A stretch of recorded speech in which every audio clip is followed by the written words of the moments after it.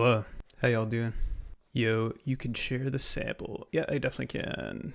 All right, yeah, I'll share the sample. Let's see if I can find the download link. I purposely got it on malware traffic analysis, so it's available to everybody. So this is the zip file. Let me go to the post though. So I figured for some beginner content, we could look at some older malware, and Emotet is pretty notorious, so I thought it'd be a fun sample to look at. And in this particular infection chain, let me make this bigger. I'll share this link too. In this particular infection chain, it was dropping TrickBot, also very notorious. So I thought this particular one would be fun to look at. So if we look at this malware traffic analysis post, if you're not familiar with this website, super awesome resource for basically just getting, dumb for sure. Basically just getting samples that are posted by, let me just pull up his Blue Sky, by Brad. So Brad's super awesome and does a whole bunch of research that he posts to Malware Bazaar and his website, Malware Traffic Analysis. So even still in 2025, he's posting a whole bunch of stuff. So definitely suggest checking it out. If you haven't already, it's a really good resource for free samples and current fresh malware samples.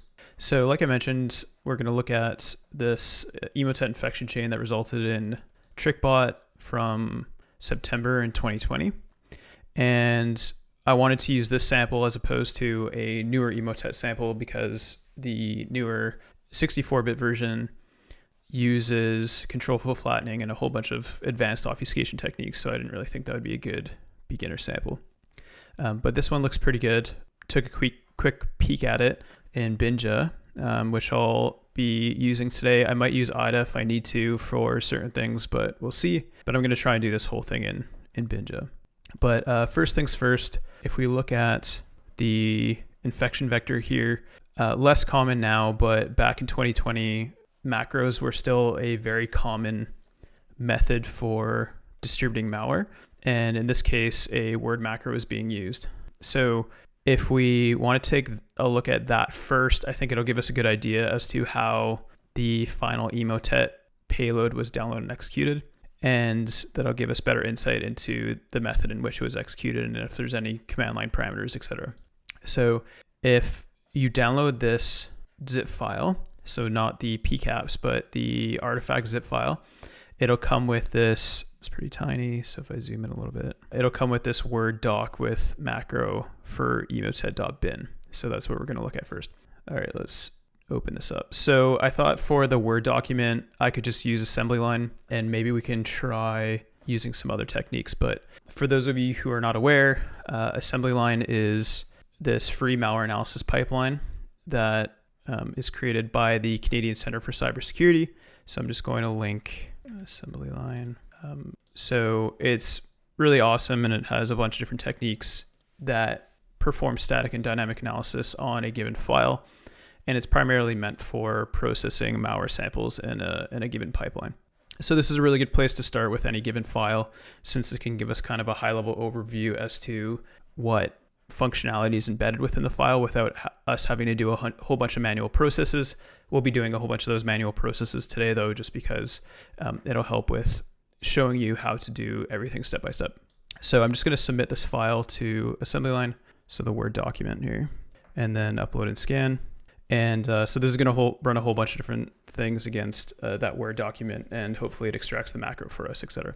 So the other thing that we can do is I have these files on a VM with Flare VM, and we have the given macro file here, or Word document with macro embedded within it.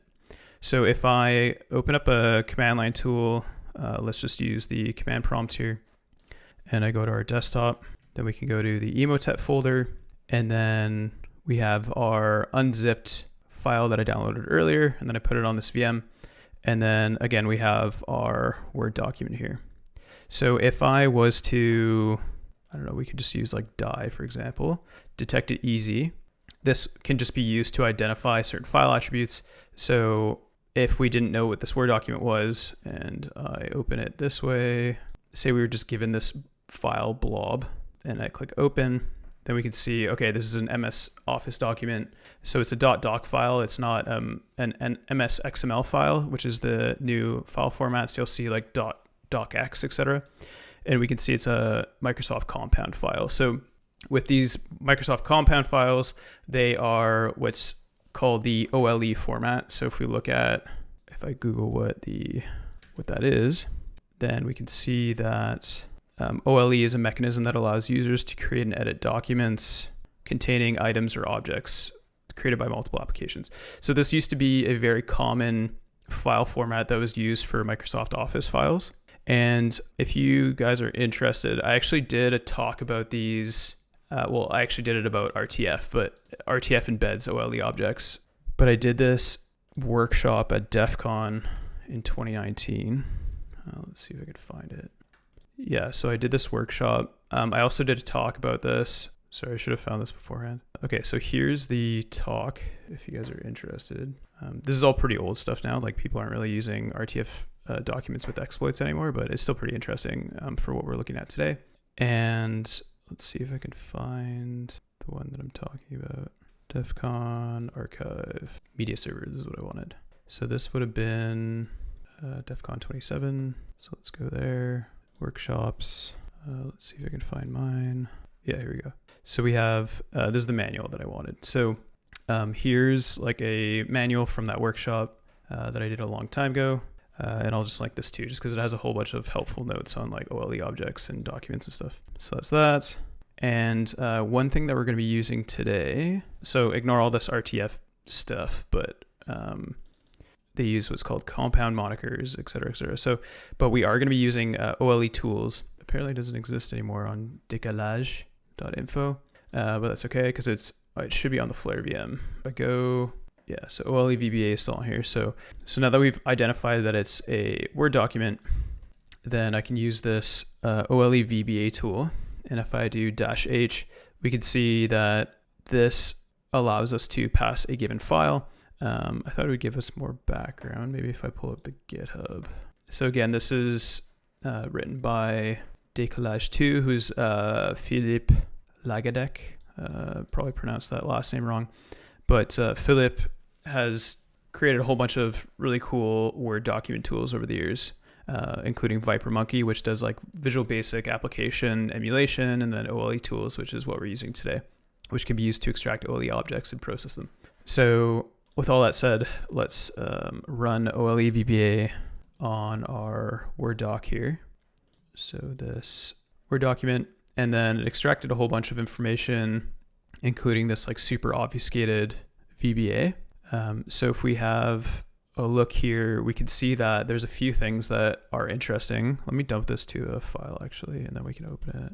And let's do output of VBA. Sorry for flashbanging you all.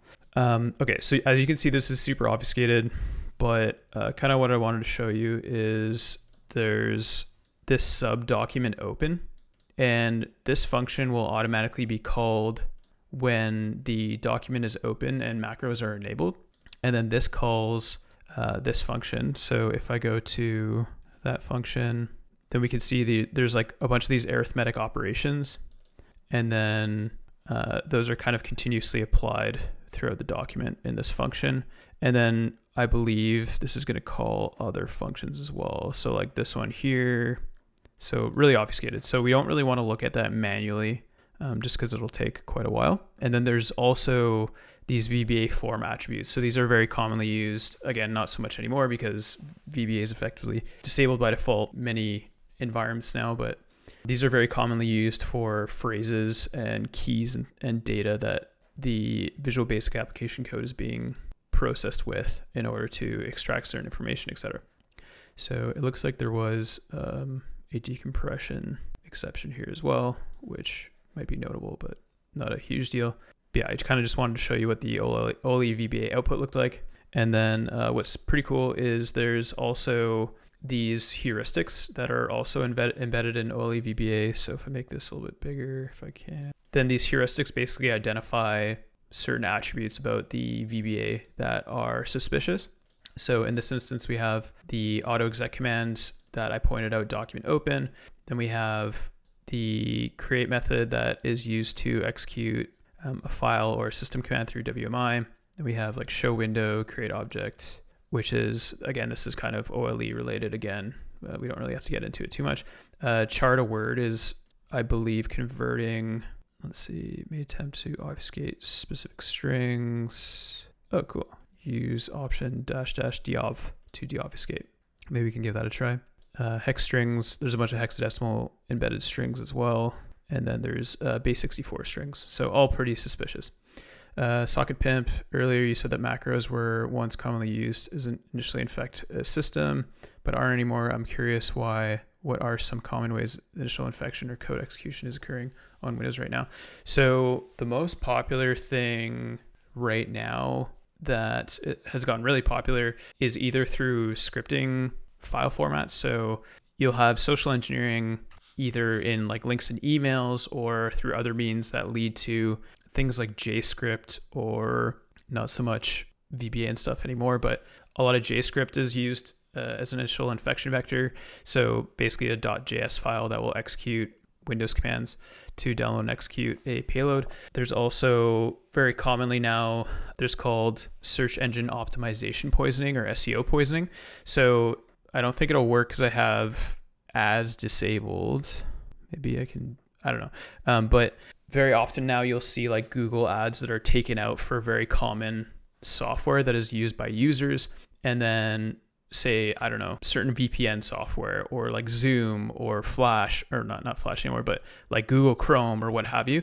And then those search results will show an ad for that specific tool. And then a user will click on that, download the tool thinking that they're downloading the actual legitimate tool, and then getting infected that way because it's just malware, or it's malware bundled with an installer and actually installs the original application. Those are like two pretty common modern examples. Another one that is popping up a lot is paste. It's usually like a lot of social engineering now. So this is from John Hammond, but this is a really common lure right now where you'll have like, in order to verify that you're a human, and they'll have these like fake reCAPTCHA things, then you have to Control-C a command, and then they'll get you to do like Windows key R and then Control-V in order to paste into a run box. So yeah, here I can link this to you. And then like that'll be a common one too. Oh, Ilfranz literally said that. So that was a slight sidebar and took away. No, it's all good. That's why we're streaming, so you guys can ask questions. I've been looking more at Linux for my day job. Yeah, Linux. I'm not sure if you're doing Linux security, but for Linux stuff, it's typically like SSH brute forcing and external service vulnerabilities that can lead to compromise, I think, for the most part. BPF door right now. What's that? Oh, this is like a piece of malware. Anyways, yeah, I won't get too sidetracked, but it's cool. I should really look at more Linux and even like Unix based. No, don't apologize. It's all good. So let's get back to this. So I think there's Viper Monkey on here. Sorry for all the bonging. Maybe not. But I think, okay, let's see what came out of our AL run, because there might be interesting stuff. Appended content, prepended content. Okay, so how assembly line works is basically it'll have a bunch of services that are run against a given file. So in this instance, so if I go to this like dashboard, this is like a whole bunch of services that are running with my assembly line service. And if you submit a file, it'll be processed by all these different services. So they can do different things like extract information, run Yara against the file, run Sigma against the sandbox outputs. OLE tools is on here too, so we'll probably get similar output to what we looked at before. They'll try and extract interesting strings. You can do a whole bunch of stuff. So that's basically all that happened here. If I go to my submissions, we have a document preview. So this is what the malicious document looks like, which is a pretty cool feature of assembly line. So if I zoom in, it says transformation wizard operation did not complete successfully because the file was created on Android device. To view and edit the document, click enable editing and then enable content. So this social engineering will basically just result in the macros being enabled. So that's why they have that in the document. So kind of funny. And then if I go back to okay, so then I can go back to the old view that I had before. So there's this like show detailed view, and then it shows all these things. So there is prepended data to the zip archive, which is interesting. OLE VBA was extracted. They kind of got, so OLE tools pointed out the same stuff in assembly line. The fact that there was like those create objects, show window, blah, blah, blah. And then this is pretty cool if you're like triaging a lot of these documents. So you have like application embedded information. So this was Western Europe language codes, Melissa Roussel as the author. So you know that this is a malicious document. You might look for some document builder that's always embedding Melissa Roussel or whatever. And then we have indicators of compromise. So we have some extracted strings here that are interesting. We have commandlet strings. So I just can't remember if this would have run like Viper Monkey against this. I don't think it did.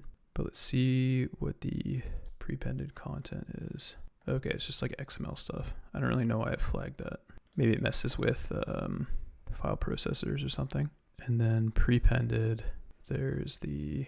Okay, anyways, I don't want to focus too much on these documents, but let's see if I can run this again with Viper Monkey to deobfuscate those.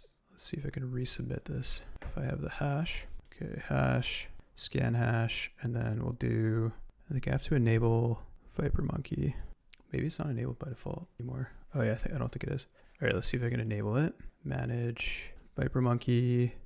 So download. All right, this might take a sec. Hey, Alpizzair. How's it going? Hey, Nox. Good to see you, by the way. All right, I have no idea how long this is going to take, so maybe let's just move on for now, and then we can see if we can deobfuscate that macro. I would do it manually. I just don't have... okay, it's installed already. Enable. Can you maybe show how the unpacker works? Which unpacker? The VBA? Oh, you mean this service, the unpacker service? Yeah, exactly. Yeah, so Socket Pimp said, so is the plan to look at Viper Monkey output because the VBA is so heavily obfuscated? Yeah, that's correct.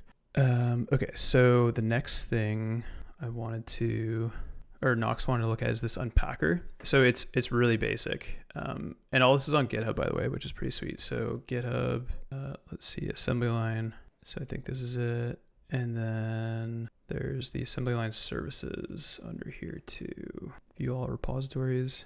Basically, it's just calling UPX, if I remember correctly, Nox. So it's nothing crazy. But as you can see, there's a whole bunch of different services, which is pretty sweet.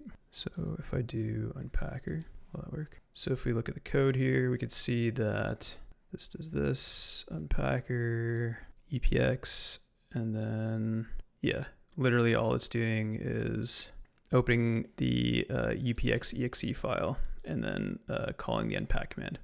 So it's pretty boring. But yeah, it's actually pretty easy to write services for this pipeline, which is neat. Okay, so anyways, I keep getting sidetracked. So if we look at this stuff, I thought Viper Monkey was on here, but apparently not. Yeah, I have a project for an internship right now regarding automated unpacking, so I was curious. Oh, nice. You should definitely talk to Sergey and Sean for Unpack Me, because they have like years of experience if you have any questions that are like specific. Okay, so Viper Monkey is enabled now, so let's try that hash again. I have to get it for my submissions. Viper Monkey. All right, that's enabled now, so that should run. Let's try that, and we'll see if there's any difference. But basically, this would be the same as me running Viper Monkey from the command line. I just don't have it on that VM. So while we're doing that, we can start looking at the portable executable. So this is the 2020-0930 Emotet exe file that is included in those. Let me just save this database. Okay, so if we open up the triage view here, so this is a feature of Binary Ninja that I find quite nice. Basically just gives you like an overview of the binary. So again, this is that 2020-0930 Emotet exe.bin. And then there is a whole bunch of different things. So we have header information, the suggested base address, the entry point relative to that base address, the base of code, which is the code section, the base of data, which is the data section, the size of those things, etc. And then they give you some compiler. I don't know where they get these, but it seems kind of accurate. But like, were they compiling Emotet on VS 2002? Like that seems very old for a 2020 build, but maybe they were just to get backward compatibility with some older operating systems that they might have been infecting. And then the libraries, the imports associated with those libraries, and then exports and the entry functions. So here in the exports pane, you can see this curious looking name that's pretty random looking. So if I click on that, I'm just going to split the view here. So if we look at this weird looking function, if I go into high level IL, this is basically the Binary Ninja decompiler. A lot of people use the pseudo C format, which I can use today if we want. But basically, they have their high-level intermediate language format that is the equivalent of like a pseudo C syntax. It just has some weird syntactic sugar that folks might not be used to. So maybe I'll use pseudo C for today since it's a intro stream. And then we can look at this first function here. So there is some global variables that are being passed to this function that's being called twice.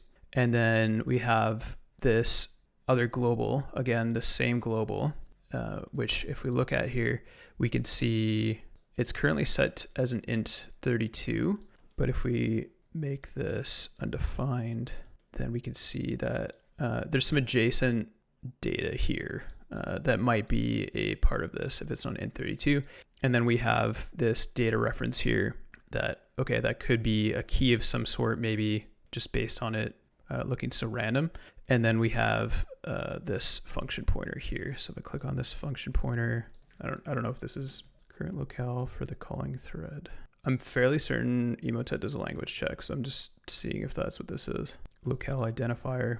So let's just say this is the locale. And then, so in Binja, you can basically, if you want to get the arguments, I like the way IDA does it more because you can just hover over this and then it'll give you the function prototype to give you this information. But if I double click on this, you can see that the second argument is the LC type, where if I go to get locale, let's see, get locale info A, then we can see that the LC type corresponds to the locale information to retrieve for a detailed definition specified by name. Okay, so LC type, I don't think we have to worry about this too much, but basically it's getting locale information. Okay, let's not worry about this for now. I don't want to get too fixated on it, but let's just say LP version information, and then a call to this interlock exchange is called. So is there actually a call to that? Get ACP, what is that doing? All right, I think this is just like ANSI code stuff. We don't really have to worry about it. Retrieves the current ANSI code page. That's what that global is doing. Interlocked exchange. Okay, so let's see where this value is being used because it looks like it's important. So there is this function call. This key or this value that I think is a key, it might be a key, is being passed to that export function. So the way this is acquired, okay, so yeah, this definitely looks like a core piece of the malware. So if you look here, we have a few different things. So first we have an exception list. They might have a custom exception handler that they're initializing, maybe not. But here they are constructing what looks like kernel32.dll in a resulting string. And this just is probably some like string copy function. Yeah. Oh, sorry, Booch. You can retype that to Windows type. Pretty sure Binja has that one. I think that constant is just an LC type, not checking for the value. If you do see a locale comparison, it should be a 2-byte constant. Yeah, cool. Yeah, I've seen the locale checks. It's usually with the keyboard layout. Is that what you've seen before? Yeah. But yeah, thanks for the shout. I appreciate it. Concat string. All right. So what's this global? Okay, so this is just UTF-8. So I'm just going to change this. No, I don't want 2 bytes that are globals. Let's pull up my browser. Isn't it like WCHART on Windows? Maybe that doesn't work in Binja. Why is it not treating it as such? Well, whatever. WCHART const. I have to make it a const of 4 values or 4 bytes. WCHAR 16. I'm just basically copying what the other ones say. 16 const 4 bytes like that. There we go. Okay, so this is just the LL in the DLL. And then if I look where that's used, can you explain what you do? Sorry. Yeah, no Kai, afternoon, all. How are we doing? Doing well. Just working on this Emotet sample. Conda, I'll just show you exactly what I was doing. So this this global variable is being referenced by this code, and basically I just wanted to make the data type correct so that it shows as a UTF or as a wide char in the disassembly, or sorry, in the decompilation here. So if I double click on that value, this was, if I undefine it, so I'm just going to copy this, and if I undefine it by hitting U, then this is what it looked like before, right? So Binja will try to identify certain data types based on heuristics, and this was undefined because it's probably not long enough for it to identify it as a wide string, but I could see that this was 6C, 6C, and this is LL. So this is probably the two L's that are used when constructing these DLL names. So then if I hit Y on this, then I can change this type to a wchar 16 string, a wide char string that is effectively an array in C.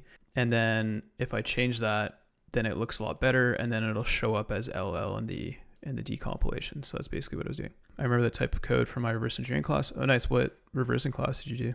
Thanks, Sock and Pim. Take care. All right. So this is going to be probably another concatenation function, or this is dynamically resolving this DL. Yeah, this looks more complicated. But this is going to be kernel 32. And then I think these are all like exception handler things. So this is probably the return value of these calls. So we probably don't have to worry about this stuff too much. Okay, so they're doing virtual alloc. Okay, so they're basically just using LD find resource. So they're using the NTDLL version. Okay, so let me slow down here. So we have a few things. First, we have the cryptographic provider that's initialized. Okay, and then so we have the crypto provider that's being passed to this call here. And that's being passed as an argument into that export that I mentioned earlier. And they're resolving that export by calling get proc address with our current portable executable, an address of the current portable executable, which points to our DOS header. So this is pointing to basically our own executable in memory. And then they're calling get proc address, which walks the export table of our portable executable. And as I mentioned in the triage screen, this corresponds to this export, which is in the portable executable header of this binary. So this is our export, or let's just call this the name of the export. So this is effectively a function pointer to our export function. That thing that looks like a key is being passed as the third argument. We have a virtual allocation that is being made that is of DW size that I need to figure out what this corresponds to. Probably the size of the resource that's being extracted, and then the length of the key and something else. So let's mark up our function here. So if I go back to the triage view and go to this function. Okay, so then if I go back to our function here, now we know that this is a provider. This is size, that is probably the resource that's extracted. We could probably just call this DW size to keep it. And then this is the key, what is probably a key. And then we have the length of the key. And then we have the last argument, which is EDI here, which is our buffer that's virtually allocated in memory. Okay, so this is going to be our encrypted buffer. It's probably an encrypted. So since resources are being used here, so the reason I'm saying that resources are being used is if we look at this EDI, let's just call this enc buffer. We can see this is from a virtual allocation that is made. And then let's see, this function call is made here. And here we can see that the ntdll.dll is being passed into this resolution function. Helpfully, Binja has marked this all up for us. So we have, this is a very common technique that's used to walk the module list that's using this in load order links, flink, and there's basically a linked list in memory that can be used to walk the loaded modules for the portable executable. And here it's basically looking for, this is just some comparison functions. So w string compare, and then we can just call this DLL name. So this is probably used elsewhere too. I know it's only used in 2 spots. So if I go back to where this is called, basically this is acquiring the base address or the in-memory address of a given DLL. So let's say resolve DLL location. And then if I go back to where that's used, we can see that once the NTDLL address's location in memory is resolved, then they're using get proc address to resolve loader find resource U and then loader access resource. So these are the NTDLL equivalents of functions that would be used to resolve a resource within a given portable executable. And then basically they're calling that to acquire what's probably the third resource here from this function using loader find resource. So if we get resource, so let's rename that to MW get resource. And if we go back to where this is called, then we can see that there's a number of different parameters that are being passed here. We have the gist of what the function accordingly, but we have 3F0, C09, and A. So since we don't really need to look up each of these NTDLL functions respectively, because that'll take a bunch of time, basically these values likely correspond to the resource that they're looking to acquire. And then this DW size is going to be the size of the resource that's acquired. Okay, so before I go into the resource directory of that given portable executable, looking at these macros reminds me that we have our AL assembly line run that was finished, and it looks like we got a bunch more stuff. So again, for those of you who have been here since we started, there was a malicious Word document that contained a bunch of macros. We extracted those macros using this tool called OLEVBA, and this was highly obfuscated. So since I don't have Word installed on my VM, I used this tool called ViperMonkey. So if we look at what ViperMonkey is, it is this VBA emulator that was written by the same author as OLEVBA. And basically this will emulate the VBA instructions in order to execute them. And I wanted to do that because I wanted to see what all of this obfuscation resulted in. So if we look at the results of this, which is pretty cool, in assembly line, we can see that one, we get a verdict as malicious now because we emulated the VBA, whereas before it was only suspicious. And then we got a bunch of interesting stuff that was extracted from ViperMonkey and then Overpower. So this is a service that is for PowerShell.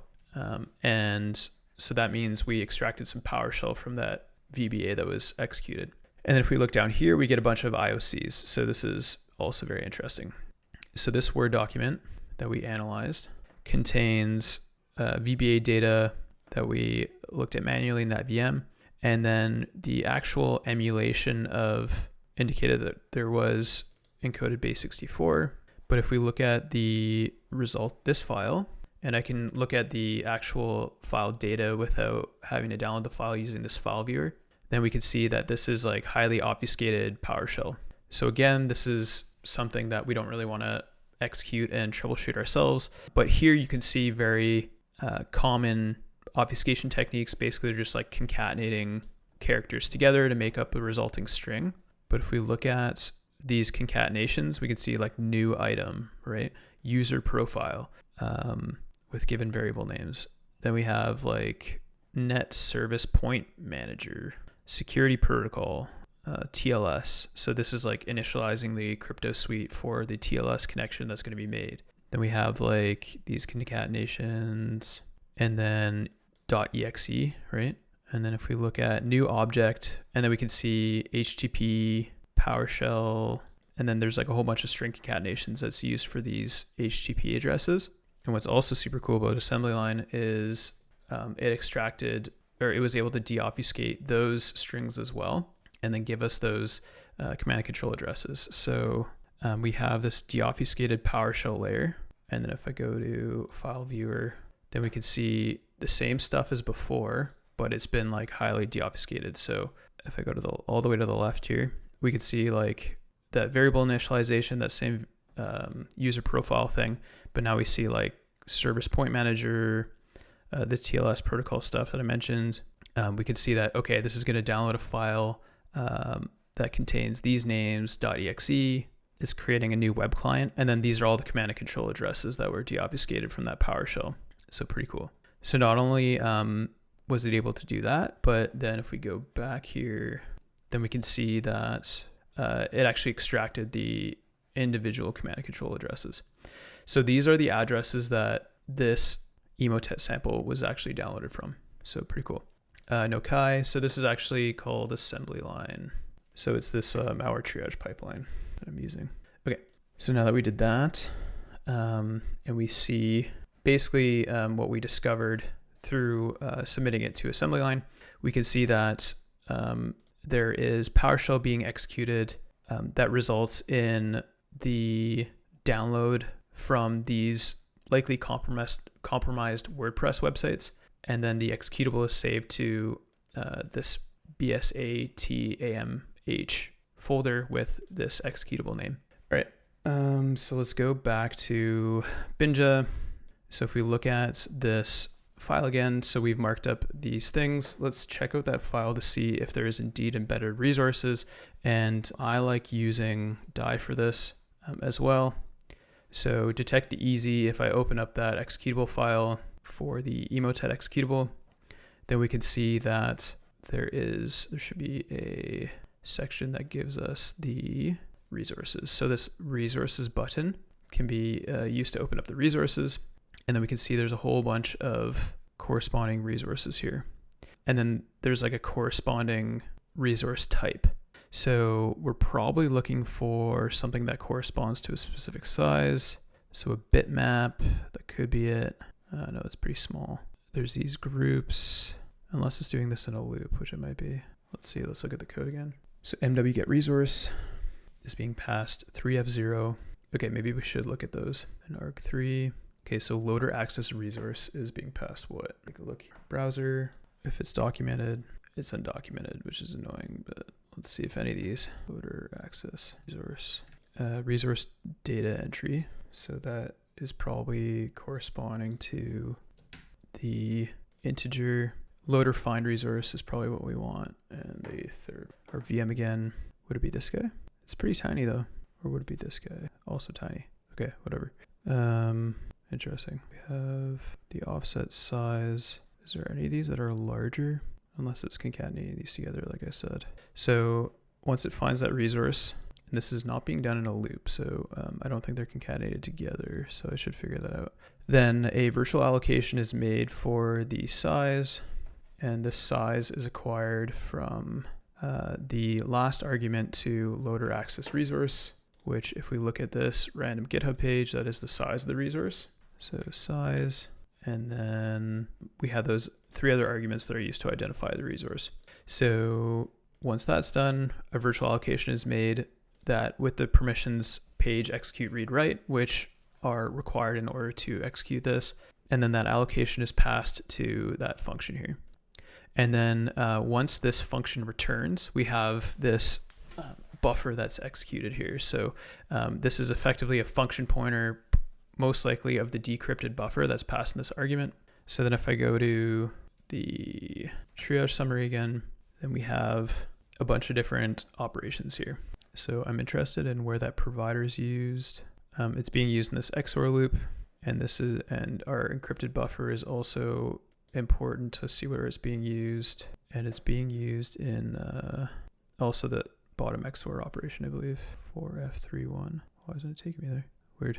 I don't know why that's not working. But okay, here's the encrypted buffer, and it's being XORed with what is probably that key. And then these loops are interesting. I thought this might have been RC4 at first because this is effectively being initialized like a key scheduling algorithm, and then this is being swapped here, so it might be result, but then like this value is here, so I don't think it is. I think it's modified, but that's all to say that we can probably dynamically analyze this to dump this buffer. Hey, Zero Day, how's it going? Good live, thanks. So let's just do that dynamically. If I wanted to re-implement that algorithm, I could, but for the sake of a beginner stream, we don't have to worry about re-implementing that algorithm today. Maybe we can do that on the next stream or something. But if I open up X32 debug here, now that we understand how that algorithm works, it should be pretty easy. Do you ever take samples by viewers for what you analyze on these streams? I haven't done that yet. I thought of doing that, but I haven't yet. Did you have anything in mind, Ashrian? All right, so let's open up Emotet. I'm just going to leave it with the .bin extension. I don't think that really matters here. Oh yeah, so if we look at that PowerShell, I don't think it was being executed with anything weird. And that deobfuscated stuff, right? Invoke item. Let's see. How is it being executed once it downloaded? Split, download file. If the length, checks the length, that's pretty easy, or that's pretty interesting. I don't know, it's executing. Invoke item, can you execute a file that way? Performs default action of specified item. So I'm assuming that yeah, okay. So you can just use it to execute a file. All right, so yeah, there shouldn't be any special arguments that are being provided to this Emotet file. So before I execute this, I'm just gonna take a quick snapshot in case we need to restore it. So I'll usually just take a snapshot before executing any malware, just so I can restore to a clean state. Yeah, there was something I saw at work like a year ago that I spent some time analyzing. I was able to determine that it was GOSI ISFB, but I'm still trying to learn about static malware analysis. Really like watching streams like this and videos from OA Labs, even though I don't fully understand it. Yeah, if you send me the hash, I can take a look. Not today, but in a future stream. GOSI is pretty prolific just because the source code is leaked and stuff. So, okay. So while that snapshot is being taken, I'm just going to run to the bathroom because I drank a bunch of coffee. So I will be right back. And before I do, so the reason I'm able to do these streams and afford things like Binary Ninja and IDA and all that stuff is because I do malware analysis training. For those of you who have not heard of Invoke RE before, we have malware analysis training that will basically teach you how to do all this stuff. Thanks, Knox. Appreciate it. So I'm just going to play a quick ad for this malware analysis training. If you're interested, please check it out. But yeah, I'll be right back. Hey everyone, my name is Joshua Reynolds and welcome to the Invoke RE Introduction to Malware Binary Triage course. Throughout this course, you will learn to triage and reverse engineer malware binaries using a number of proven techniques. These include static analysis, which is the concept of analyzing malware at rest, and dynamic analysis, which is the concept of analyzing malware as it executes. We will also be analyzing network protocols used in malware command and control communications, malware obfuscation, packers and how to unpack them, process injection, how to write effective YAR rules to detect malware variants, and how to compare malware samples at a binary level. This course consists of 11 modules, each containing lectures and practical labs to apply knowledge that you have gained as you complete the course. We provide both video and written materials, so no matter what your learning style is, you can complete the course successfully. Thank you for checking out the course, and we look forward to teaching you.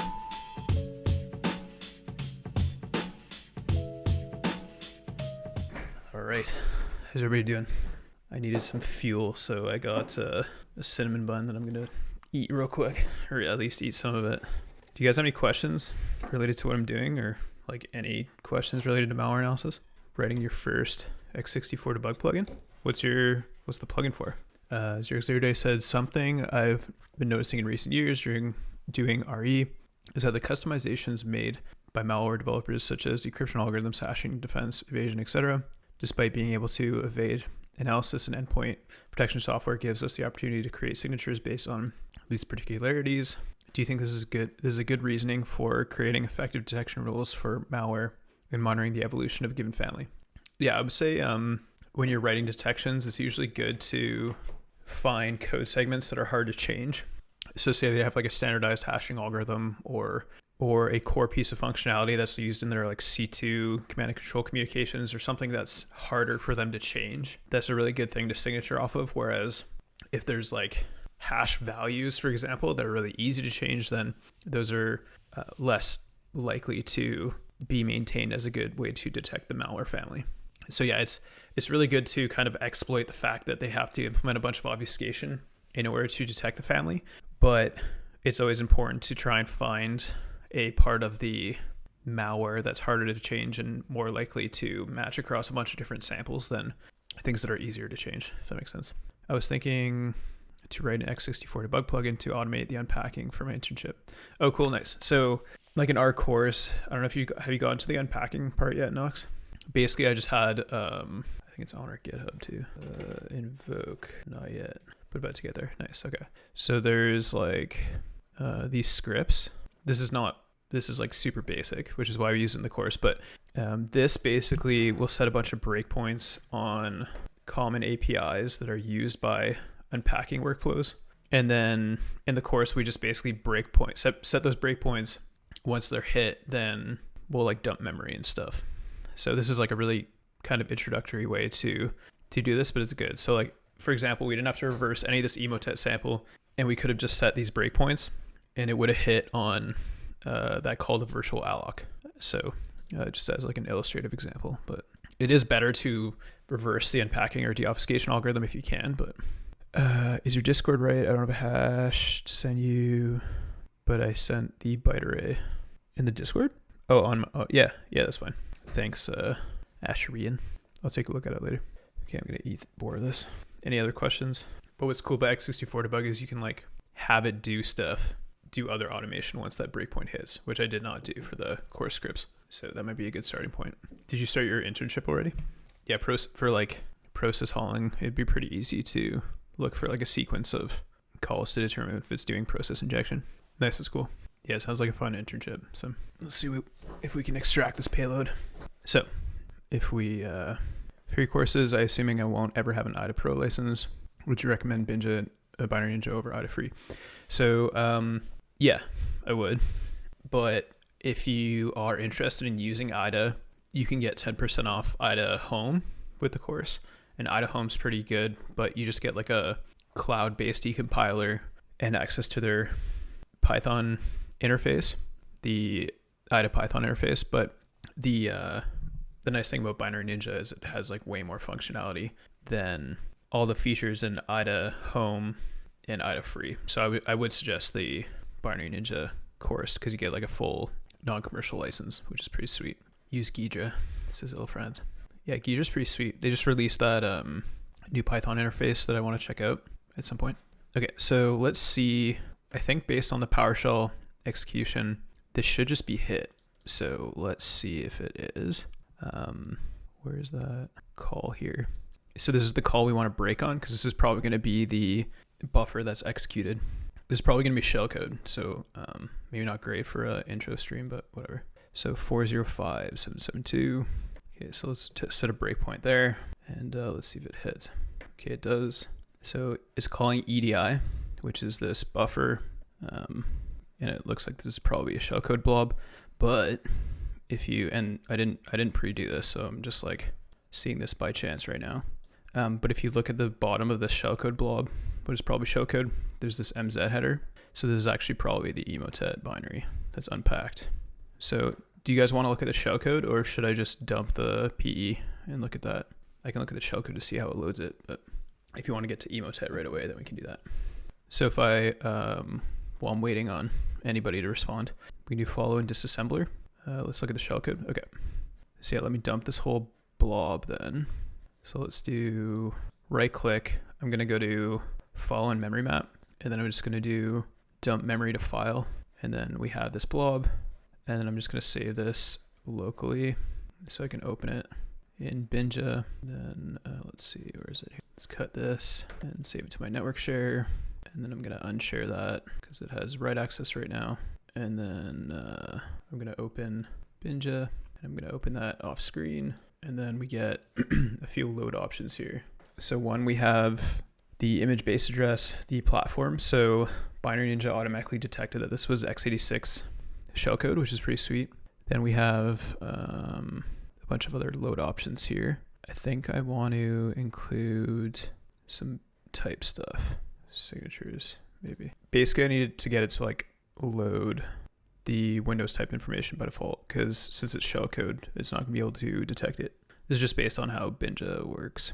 Yeah, it's here. Okay, so Windows kernel. So we want to do Windows x86. So that was it. Okay, so now we get a whole bunch of stuff. Oh, so do you, if anybody's like been around long enough, ill friends, you might remember this. So when I did all those streams, there was this Dave Crypter stuff. So like the reason you can tell it's Dave Crypter is because it has this Dave string. So this is basically like the same stuff that I wrote all that Binary Ninja automation for when I started these streams like a year ago. So anyways, but yeah, if we look at, this is basically just going to load this into memory. Boom, jackpot. Yeah, exactly. But I think this is a little bit easier, But okay, so I won't spend a ton of time on this just because I've reversed this loader like a million times, but they're basically doing similar dynamic analysis stuff, or sorry, dynamic loading of functions. And then they're doing, this is actually going to be, so let me back up for a sec. So if I go back here, so this global actually points to the portable executable that's going to be loaded. So let's just say Emotet, it's probably going to be a DLL. I have to dump it to double check the flags, but then there's this value, which is probably some hash, and then the value Dave. And if I look at this, let's just call this Dave cryptor main. And then, so these hashes, so this is what's called a function hash, and that's being passed to the sub 456 thing. So this is all shellcode that's being disassembled and then decompiled using this high-level IL interface. And then Binary Ninja has actually gotten a lot better at this. So here we can see again, we have that, we have the FS base, which is the thread environment block, and then that's being used to acquire the in-load order module list again. And then that in-load order module list is being used to acquire a given DLL name. And then we have this hashing algorithm that's being applied against the DLL name and then matched against this hash. So there's a hash, so hash DLL. And then once it uses, it'll perform a hashing algorithm against every single module loaded in memory. Then once it finds the module that has the name corresponding to a specific hash, then it returns the actual address.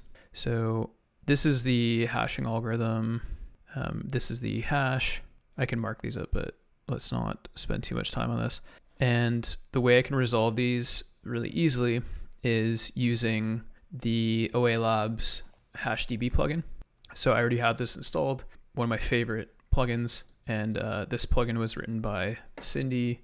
I feel like I always plug Cindy stuff because it's awesome. Hashdb. So this is the plugin I'm going to use for Binary Ninja. And if I right click on this hash and then go to Hashdb hunt, then it's going to hunt for this hash in the Hashdb database. So these are all pre-resolved hashes. So basically it's using the Metasploit hashing algorithm here. So I'm going to click on this shell or shift left one add, unexpected key, so keyword argument view. I don't know why that occurred. All right, well, let's try it anyways. We'll do hunt, or wait, sorry, I meant to do hash lookup. Oh man, is there a bug in this? I look like a valid integer. What do you mean? And is the purpose of this trying to make it difficult to find the address? Yeah, not to find the address, but find the corresponding function for this hash. But I don't know why this isn't working. Set string view. It might be the Binary Ninja version that I'm using. Do I need to update my plugin? Update. Let's see if that works. Sorry, I just had to restart Binja for that to work. Okay, let's see if that fixed it. Okay, let's try that one. All right, that worked. Okay, now I'm gonna do hash lookup, and then so Hashdb smart enough to know that that corresponds to a resolve string K. I don't think it's right. Okay, load library. So that corresponds to kernel 32. So then it loads. So if I go to the types here, then we can see that it's basically imported all the hashes for kernel 32 now for all the corresponding strings. I don't even know enough to ask you questions. I have pretty much no experience in RE, and it's not needed for my job. Oh, cool. Okay, nice. Yeah, you can, anything you want, you can ask. So, but thanks for hanging out. Okay, so I'm just gonna mark these up real quick. So these are the functions that these pointers correspond to. Okay, so this is probably different from a different DLL and TDLL. Basically, all this is gonna do is map the portable executable into memory and then execute it. Okay, so they're calling, okay, so those functions are marked up. So I was wrong earlier. This is actually the hash of a given function within. So if I mark these up properly, which I probably should have now that I look at it, basically it's walking each corresponding function within the export table of a given DLL, and it's performing the hashing algorithm against it. So these are actually function hashes and not DLL hashes. So we'll do MW resolve function. And then basically this is just checking for P header stuff. And this is getting the, so if we do the image DOS header, so this is basically just getting the start of the portable executable, which is the MZ header. And then it's getting the ELFA new address. So DL to load. And then ELFA new points to the image file header. Oops, that's the name, not the type. Oh wait, no, it's not the image file header. That'll be the image optional header, sorry. Let's change this. Yeah, so now we have the magic that is checking is corresponding to PE. Then it's getting the size of image, and the size of code is checking if the size of code is larger than 0, and it's getting like the base of code. So this is the code section, and then the it looks like it's basically just getting the size with the respective alignment, it looks like. And then we have size of heap reserve. So this is all going to be like mapping stuff. So virtual allocation. So this virtual alloc is being used to map or to create a memory allocation for a given section. So let's just say section mem. And then this is basically going to copy each section of the portable executable into memory. And then it's getting each data directory, which is used to acquire each section. Oh, this is, okay, so, and then they're walking the 4th data directory, which if we look at, we don't have this dumped yet. I can do that though. Great live man, I'm leaving now, see you next time. Sounds good, take care. So just loading resources needed for Emotet to work, and they're using hashing algorithm to make it more difficult to see what's being loaded. Yeah, so they're basically extracting the portable executable, or sorry, the shellcode and the PE using the resource functionality that we looked at before. And then now that they've extracted that resource, they decrypt it with that key. So this one, where's it here? All right, yeah, so with this key, they're using that function that we looked at earlier to basically decrypt the resource, execute the resource in memory using this function pointer. And then I guess we can call this deck buffer. Oops, deck buffer. And then once they execute that, then this executes this shellcode that we're reverse engineering now, if that makes sense. Kind of reminds me of APC injection. I sent in DMs. It opened a thread in the current process, allocated memory to the length and copied the byte. Yeah, it would be similar to APC injection. But here it's just run PE injection using the run PE method, which basically just maps a given portable executable in memory and then executes it. So I'm sure your APC thread injection basically does the same thing here. Okay, so if we look at the 4th data directory here, it would be the 5th based on the array, the 4th index. So let me carve out that buffer. Oh, I cut it earlier, didn't I? I was dumb. So if I just copy out this buffer, or this MZ header, it's going to take forever. Let's just dump it to disk again. Okay, so let's dump a file, and then I'm going to open this up in a hex editor. I'll just use, I do have 010 on here. I like that more. Yeah, 010. And then let's not worry about these. Okay, and then we basically just want to go down to the MZ header. I'm going to remove all of this shellcode, delete it, save it, and then let's open this in die. And then if we look at the portable executable information for this, so if I go to sections, then we can see that this is the relocation section, is that right? The data directory? No, this would be index 4, which would be exceptions, I believe. Invoke, how do you prevent malware from performing checks to see if it's in a VM? There's some pretty good resources for this, like VM cloak and stuff, that will basically like harden your virtual machine for you in order to, like, basically it automates a whole bunch of stuff to remove common indications that you're running in a virtual machine, if that helps. There's like infinite amount of checks, but that's a pretty good one to clean up a lot of the common checks. Okay, so let's bless. Yeah, no worries. Okay, so if it gets the 4th data directory, that should be the export directory. Let's see here. Image optional header. Like, is it not this one? I don't know why that's 0. Maybe it's different in memory. Whatever. I'm like pretty sure that this corresponds to the export directory for the portable executable. The MZ header for exe files, right? Yeah. Yeah, MZ header would be for both exes and DLLs. Basically the portable executable file format. I can send you a good resource on that too, if you're interested, that we were looking at before. I can't remember. Yeah, 0x Rick. This one's really good. Hey, Sony, how's it going? Okay, so let's just continue with this. But basically, this is the image optional header for a given DLL. And then this is essentially going to get the... Okay, cool. I think this is dynamically resolving the exports for the function. Yeah, sorry. So it's basically going to be ESI plus 10. I think this would be, let's see, plus 3, 7, 8. Yeah, it's definitely the image option. Why are you working? So the image base plus this, which is what? The DLL, which is offsetter. Keep doing that. And then the, let's see, then it's adding the size of headers plus the data directory, the third entry. Okay, this is probably getting the export directory, I'd assume. I don't know what this is. And then, okay.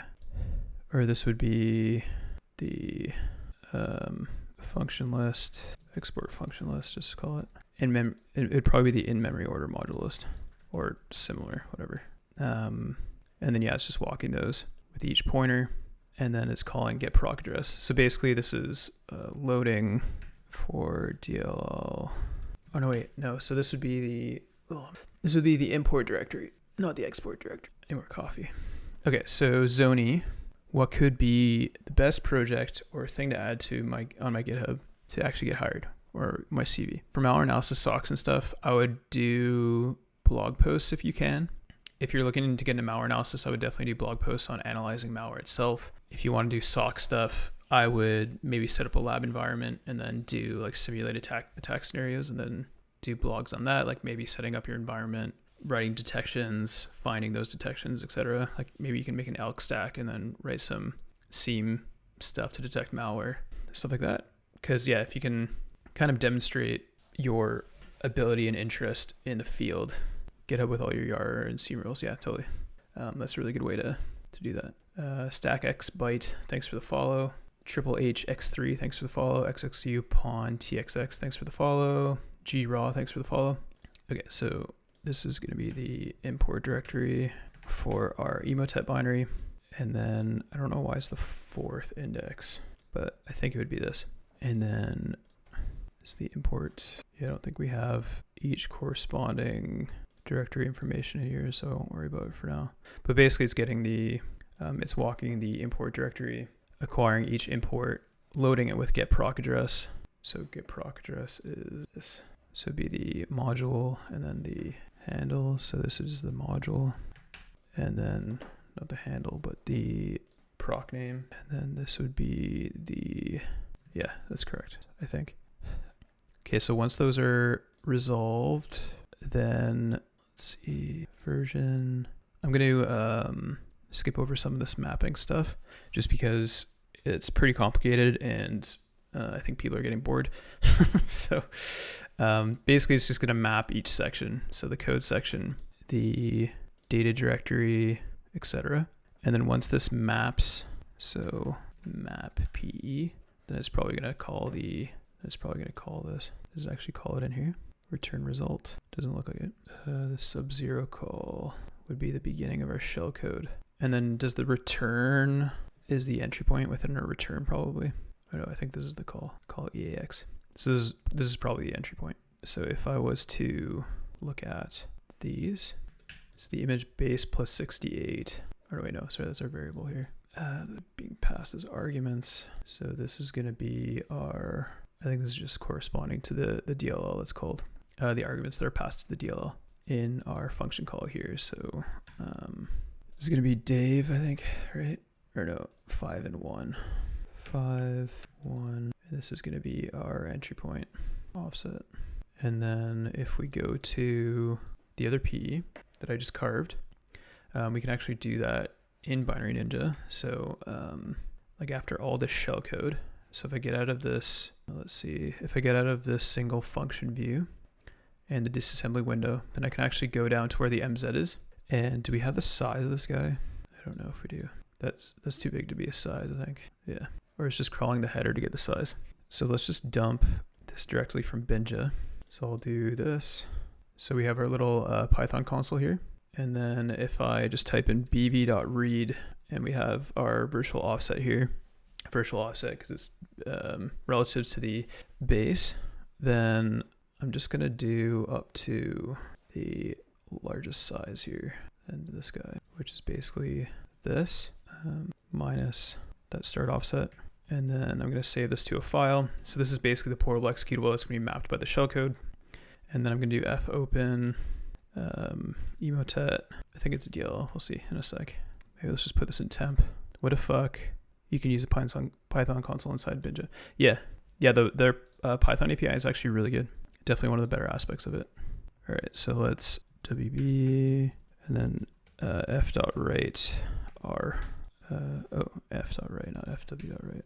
Okay, and then if I open up a terminal here and then go to our stream directory and then, what did I call this again? Emotet.bin or something. Move it here. Then we can see this is the final portable executable. Well, yeah, I think it's final, but it looks pretty. Oh man, there's another PE in here. This Dave Crypter stuff is annoying, I think. Okay, well, let's open that. Just gonna do that off screen. Okay, so let's look at this. This binary is pretty small. So I think this is doing more injection stuff. So maybe I'm just gonna like figure out exactly where the next portable executable is and then go from there. So if we go down to our triage view again, then we can see a bunch of stuff. That there's only kernel 32, and then there's a bunch of these functions that are commonly used during process injection, like heap alloc, create tool, help 32 snapshot, etc. So let's see where that's called. Zyber Swifty, thanks for the follow. But I'm pretty sure I saw another portable executable in here, so let's just dump that right away instead of going through all this stuff. So here's the other portable executable. So again, I'm going to do the same thing here. So I'm just going to get these bytes and then I'm just going to dump them to a file again. So this address, wb, f.write, bv.read, that guy for, I don't know how big this buffer is here. I don't know why I can't click on this address. So we'll do, again, this minus 10 to get the size. Oh, sorry, we need to do the opposite. f.close, and then now this should be Emotet. I wrote a bunch of automation to do this automatically, but I just wanted to show you guys manually because otherwise it's kind of boring. Because then I would have to just explain the automation and whatever. So again, I'm going to open this off screen. All right, hopefully this is the last one. All right, we got more function hashing. Let's go back to our triage view. And we have 0 imports. So I don't know if this is the final Emotet binary, but what I might do is submit this to assembly line and see if any of our YAR signatures hit it. This is okay. Is the pacing okay? I think I focused too much on those struct offsets and then a bunch of people left. So are these two PEs and other stuff we've carved out. It was initially a big PE that had several other PEs in there. I just wasn't here from the beginning. Yeah, so we did a bunch of stuff. Oh, hey, Cerberus, what's going on? Thanks for the huge raid. How's everybody doing? Here, I'll explain it to you in a sec, Ashrian, because this is a good time since we have a whole bunch of folks that just joined. But before I do that, big shout out to Cerberus, who just raided us, a good friend of mine. Yeah, so everybody go follow Cerberus, who works on a bunch of really cool malware analysis tooling. You guys should get Josh's course. Yeah, thanks, Cerberus. But yeah, she's working on a lot of really cool tooling for generating YAR rules automagically and easily, specifically Binlex. So if you haven't heard of the Binlex project, also check that out. I know a bunch of you just joined who were just watching that, but just in case. So just to kind of give a recap of what we've been doing thus far, basically there was a PowerShell file that was executed by a Word document that had macros. So if I go to this macro document that we submitted here, this is a Word document that contains macros, and basically this was dropping and executing PowerShell, or not, I don't think it's dropping, basically just executes PowerShell from the command line. And then if I pull that up, we have this PowerShell layer. This dropped and executed a portable executable. So if we look at what this looks like, this is a bunch of obfuscated PowerShell. I wish I could make this bigger while not making everything else bigger. But basically this would drop and execute a first stage binary that would then execute a big infection chain that we were just reversing, which was that this first stage that decrypts a portable executable in memory, maps it, executes it. That second stage, which was the Davy crypter that was shellcode and then mapped another portable executable. And finally, we got to this third stage. So basically, we just looked at the infection chain today. And I'm fairly certain this last one is indeed Emotet. So but I'm just going to submit this here and let's see what we get. And let's check out some of the code while that's running. I'm just going to split this again. For those of you who are not aware, this is Binary Ninja. So it's another reverse engineering suite that's commonly used for reverse engineering malware and binary programs. So PowerShell executes PE, PE decrypts and loads another PE in memory. Then again, the PE loads another PE. Now we're at what we believe to be Emotet, the shellcode we looked at. Where does that link to this chain? So the first stage actually decrypted shellcode. So it wasn't another PE, it was shellcode that then loaded another PE that then loaded this stage, if that makes sense. So let's check out that. Yeah, cool. So this identified it as Emotet. So we have YAR hits for Emotet. So we finally got to our final stage. So I am missing the config extractor for this. I don't know why, because usually it's here, but maybe I can troubleshoot that later. Yeah, exactly. You got it. Asherian. Okay, so let's go to the start function here. We could start reversing this. So again, we're going to use Hashdb. So this basically looks up the corresponding hash value here for a function name in this project called Hashdb. I feel like I plug this like every stream, but this is the project from OA Labs, which is super awesome. And if I right click on this value and click on hunt, then it's basically going to look up this hash value to a corresponding string on their server. No hashing algorithms were found for that. And if I do this one, hunt, there's none for that. So we might be out of luck in this particular case. I probably have to re-implement this hashing algorithm, which might be a pain. But for the sake of this stream, we can probably look at some of the initial functions that it's resolving dynamically. So only the file artifact. Yeah, exactly. Well, so sorry, I forgot your first comment. So from an analyst POV, we'd have detected an initial PowerShell from WinWord and likely would have been blocked by EDR. In the event it actually ran, then there would be no PE on disk because you said it reflectively loaded the PE, right? So the first portable executable that was executed by the PowerShell would be on disk. So that would be detected as well, potentially by the EDR. And then everything else is in memory. Okay, so this is a hashing algorithm that's not in Hashdb. So we might have to implement that ourselves. It looks like this might just be like a giant stack hash algorithm that then does this XOR and add. And then, let's see, this is probably called in a bunch of places, right? Yeah. So we probably want to re-implement this.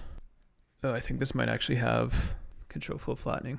Let's see, how is this ESI calculated here? When did Emotet implement control flow flattening? I didn't think it was in 2020. Emotet returns. Checkpoint. Damn, there's a fancy webpage. Emotet's return. Emotet. All right, that's not very helpful. Deep Instinct. Okay, this looks kind of different, so maybe we're good. ESI. Okay, maybe let's resolve the hashes and then it'll be more evident. Can I search on my own, but kind of lazy right now? Can you explain what control flow flattening is? So basically, it is when, so if you look at a given function, so for example, in those loaders we were looking at, so see how the control flow is pretty understandable. So we have like an if sequence, we have an if statement, and then that results in this function call, or we have this if statement that results in this comparison, and then this call, and then this get proc address, etc. See how it's like pretty straightforward to understand the control flow. This isn't very complicated, so it's kind of not a great example. But see how, okay, I think there's like other legitimate code in this binary that might be a better example. Yeah, so see like how in this function, there's like an argument that's passed into EDI, this EDI variable, and then this goes into a while loop. This while loop does a addition, subtraction on this index, and then once it hits a certain condition, it hits break and blah, blah, blah. Control flow flattening would basically make it so let me pull up an example. So would basically replace all the control flow blocks. It actually does look like that's what's happening here, which sucks. It would basically replace all the control flow blocks with what's called a dispatcher. I think Sergey has a good illustration of this. Yeah, so this would be like non-obfuscated control flow, so you can see the movement between basic blocks pretty easily. But then once you flatten it, it basically results in this dispatcher area that will calculate a specific value, and then it'll do a go-to to a specific block. So basically what it does is it flattens the control flow into these interoperations between the dispatcher and then the corresponding basic block. I don't know if that makes sense, but basically it makes it harder to understand the control flow within the binary, and then therefore understand the execution flow that the malware would take. So if I go back to the third stage here, this EAX, this might turn into a more advanced stream if that's what's occurring. I should probably figure out these hashes though. So EAX, maybe these are opaque predicates, which is another form of obfuscation. Again, kind of an advanced concept, so not great for a beginner stream. But we did a bunch of beginner stuff earlier, so it's not too bad. So let's see what function's being resolved here dynamically. Oh yeah, and is this a DLL or not? I don't believe so. All right, so if I go to our carved PE here, I already have this on disk. Or wait, no, I don't have the final stage, so I'm gonna need. Fortunately, we have the final stage, which makes things pretty easy. Like we don't have to, sometimes there's like crazy process injection that we basically have to follow dynamically in order for it to execute, but fortunately Decryptor is pretty easy. So pre-all stage. Hey G, Pirate Roberts. Yes, that's what we're looking at. How's it going? That snapshot is almost done. We can kill this other one. All right, that's good. Invalid PE. What do you mean? Is it actually? Sure, error occurred. Size of raw data.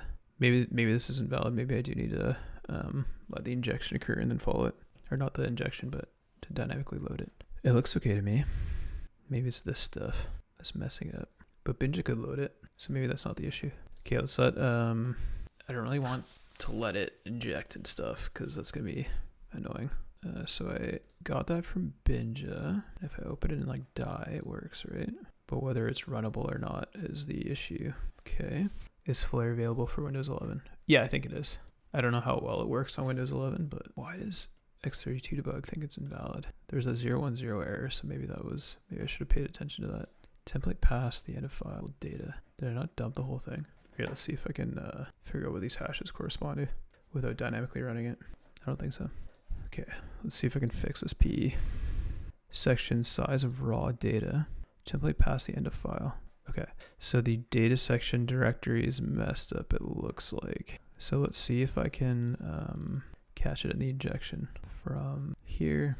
This one, is this a valid PE? Is this also not a valid PE? Maybe I need to clean these up.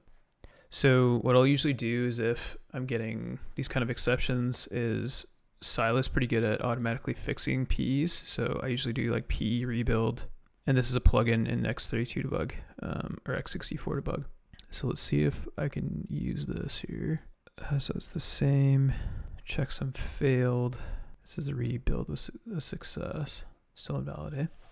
Okay, so the Silas stuff didn't. I think I jinxed it by saying I probably don't have to follow all the injection steps.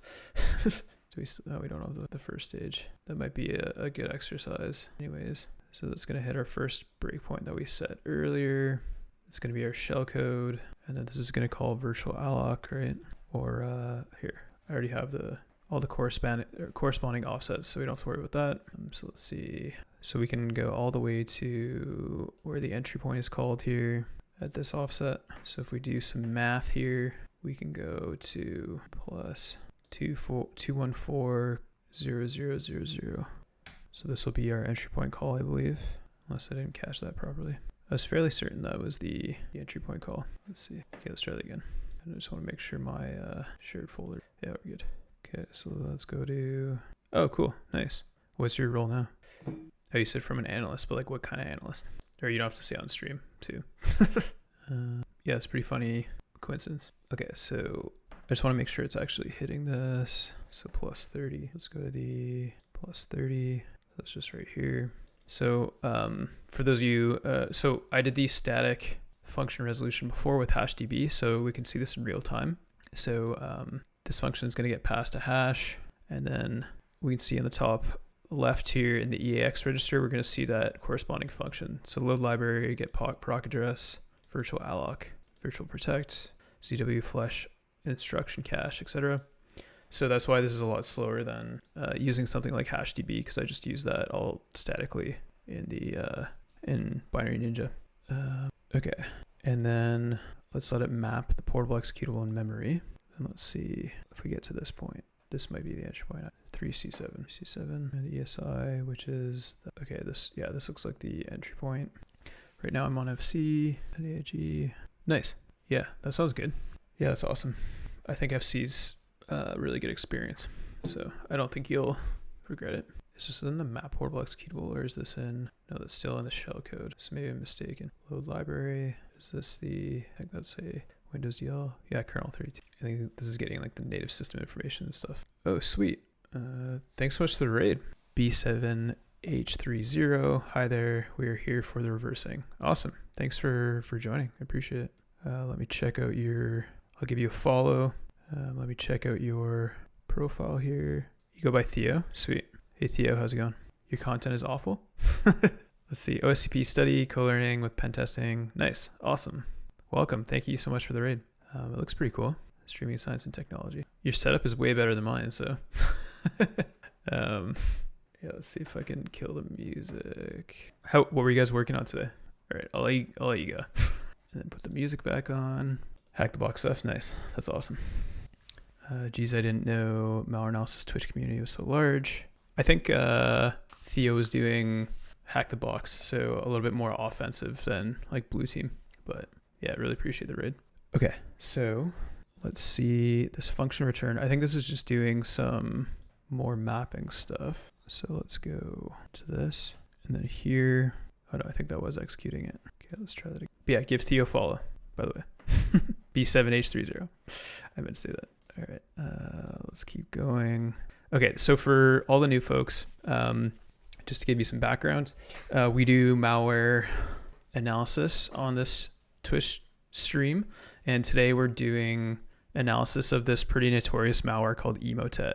And this piece of malware that we're analyzing was delivered using a malicious Word document that contained Word macros or VBA macros, and those VBA macros were delegating and executing a portable executable using PowerShell.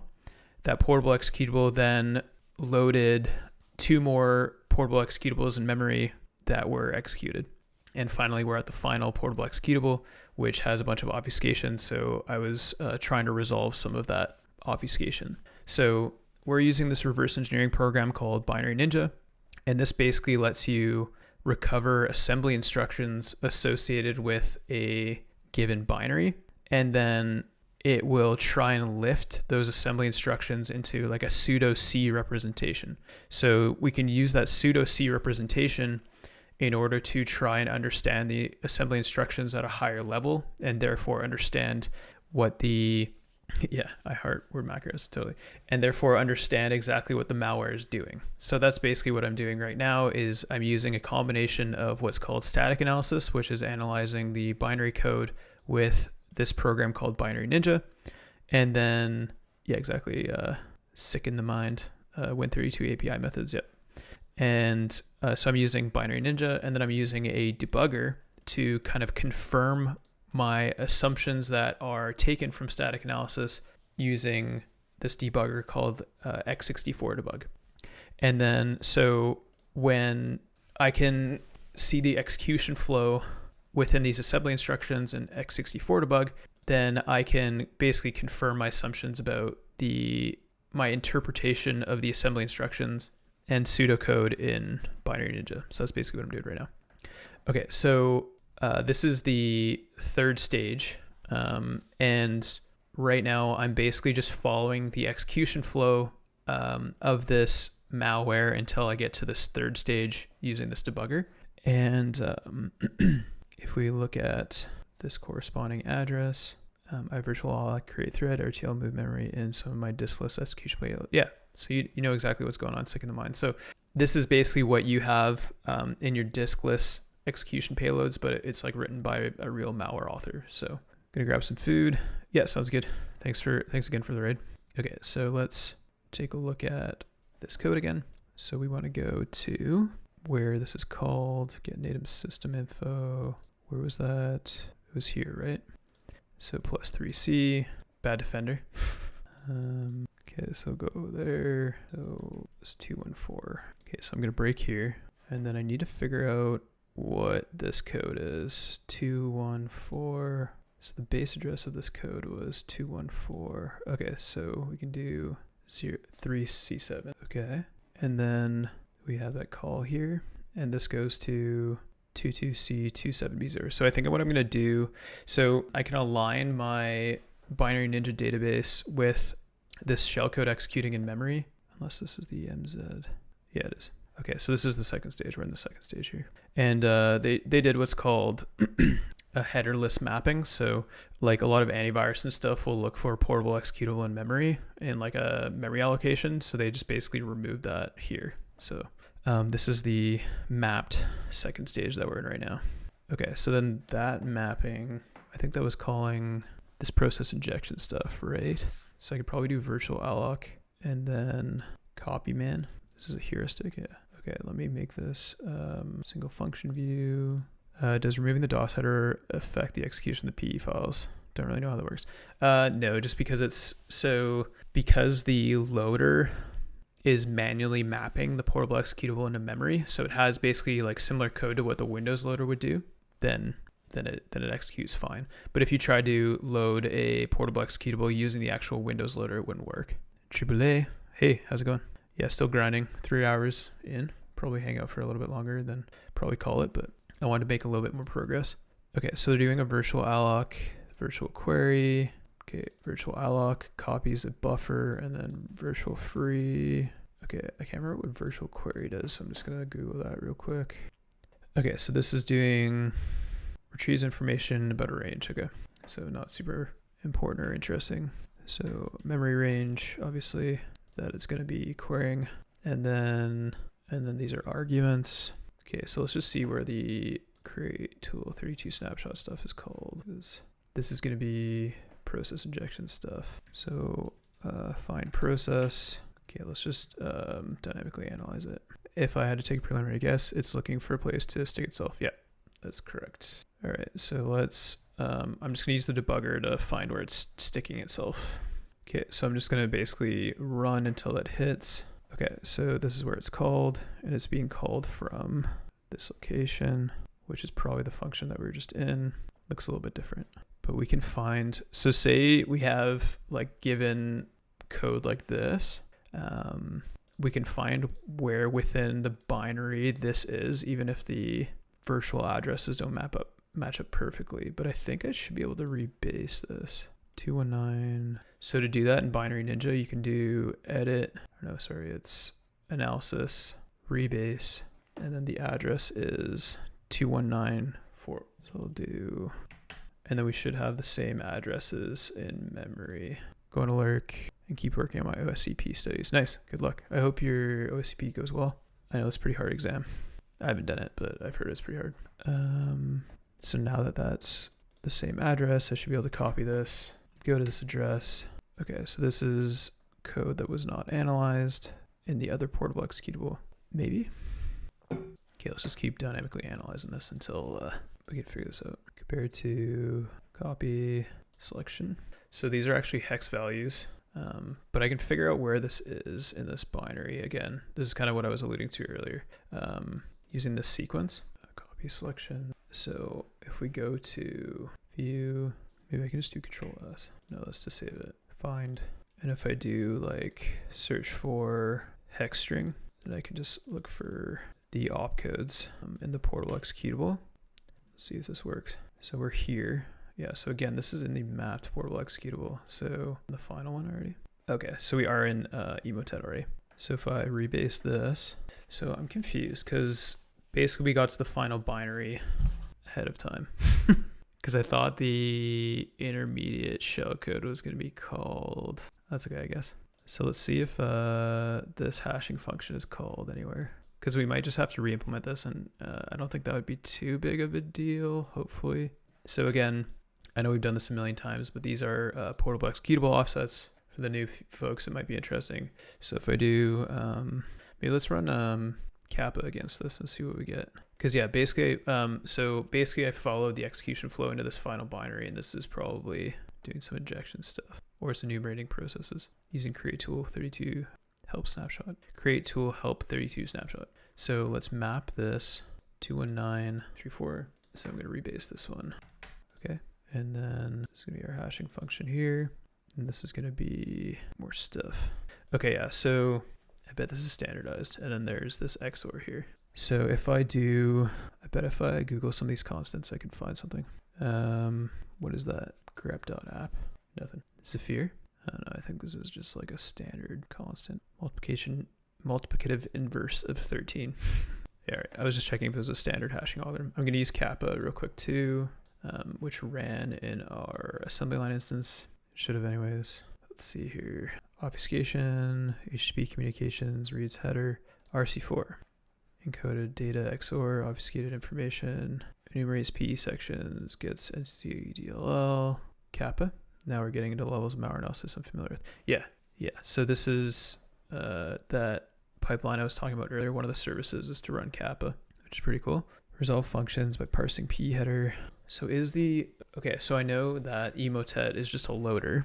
So I also know that it has modules that it downloads and executes in memory. So that's what I'm assuming is being done here. But I don't know why. Does Emotet inject? Let's see. Emotet has been observing injecting into Explorer. Okay, that's probably what it's doing right now. You probably need virtual alloc x. For virtual alloc x for what? Sick in the mind. Virtual alloc extended so it can inject. Oh, I see. Yeah. So maybe I should just figure out if it's injecting into. I know I really should figure out how this hashing algorithm works though. I'm just being lazy. Yeah, exactly. You got it. Sometimes they use lower level APIs, but actually let me use that script I was using earlier, or I was talking about earlier. So sick in the mind. I wrote this debug script that will basically set a bunch of breakpoints on those commonly used APIs. I'll link this in case folks are interested. So this basically just sets a bunch of breakpoints. I can't talk in this debugger. Yeah, totally. Okay, so make this script here. That was the crazy VBA we looked at earlier. Breakpoints.txt maybe, something like that. Okay, so we set a bunch of breakpoints. Now if I look at the breakpoints tab, you can see all these, right? And these are very common process injection functions. So if I hit run, this hit nt unmap view section. So yeah, it's definitely injecting. So your virtual alloc x, yeah. It's probably gonna call it right now. It's just calling this over the code here. So this is nt unmap view section. I was writing this in C# for my OSCP. Cool, nice. So far it's being death by C#. Interesting. I didn't even know OSCP would have C# stuff, but I guess that makes sense. Okay, now this is calling the same thing. Okay, maybe I'll unset this breakpoint. Well, if I had to simplify the course. Okay, open process. So they're calling open process on what happened. This is pretty applicable then if you're doing like process injection stuff. This is a real world example of it. So far, kind of hot take. It breaks down all the inner workings of Meterpreter. Oh, cool. Yeah, I definitely know Meterpreter from when I did some pen test stuff back in the day. Okay, so we have the PID. So we should be able to find what this corresponds to. 408. So if I have Process Explorer, 408 is probably Explorer. So if we look at the PIDs, hex 408, I don't know what that is. 1032, which is, it's injecting into itself. Okay. And then the create thread call is going to have the corresponding address that we want to break on. LP start address, which is this guy. Let's set a breakpoint there. And then take a look at that in here. Just disassembling. Is this like a giant function or what? It's not that big. Okay, so I'm going to set a breakpoint on this hash resolution stuff to see what hashes we're resolving. AV Suizez, thanks for the follow. Largeox, thanks for the follow. I like your, what is this emoji? Hyper cheer, nice. What's up? Hi, is this the latest? No, this is not the, your FOM. This is not the latest Emotet version, unfortunately. I just wanted to pick something older, so it was like a little bit easier to reverse, but it turns out this is a little bit harder. iRed.team has a C++ variant called ntcreate section plus ntmapView section code injection. Oh, cool. Hey, what's up, FOM, by the way? Okay, so let's see. So that's gonna hit that, and then, oh wait, I didn't set the breakpoint yet. I think these are, a lot of these functions are resolved. Get module file name, path find file. I don't know if this will give me 219. No, okay, let me instead set a breakpoint on this. I was gonna do that, and then I didn't. Advanced API 32. All right.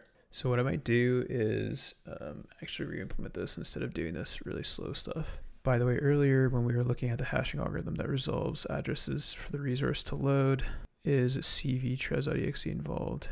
What's cvtres? Was that in this binary? Like, have you been working on this alongside it or what? All right, so let's do the re-implementation. These local variables are probably used.